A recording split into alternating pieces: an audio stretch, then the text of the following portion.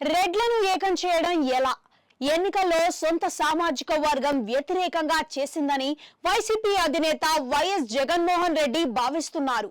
ఇదే సమయంలో చంద్రబాబు సామాజిక వర్గం టీడీపీ విజయం కోసం ఏకమైందని కూడా జగన్ గుర్తించారు.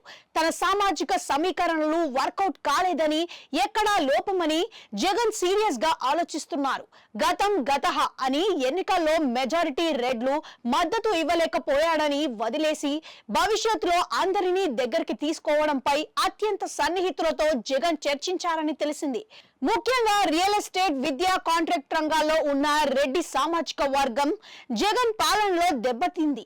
ఇదే విషయంలో జగన్ కు వివరించారని తెలిసింది.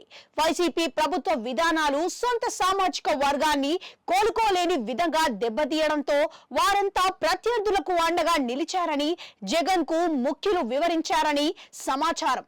మరోవైపు చంద్రబాబు సామాజిక వర్గంపై రకరకాల దాడులతో వాళ్ళందరినీ గతంలో ఎప్పుడూ లేని విధంగా ఏకం చేసిన ఘనత జగన్ కే దక్కింది.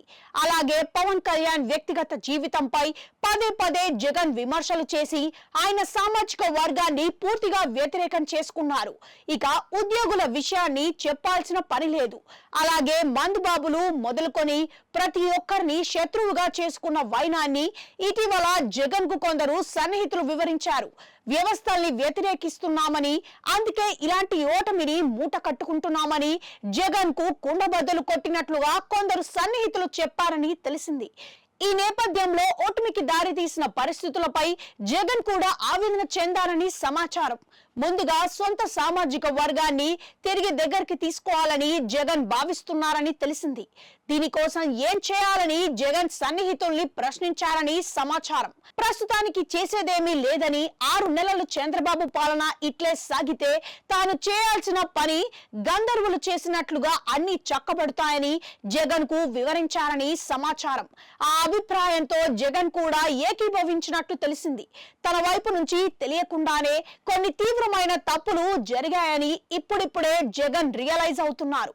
కేవలం చంద్రబాబు ఫెయిల్యూర్ తోనే తాను అధికారంలోకి రావాలని జగన్ అనుకోవడం లేదు.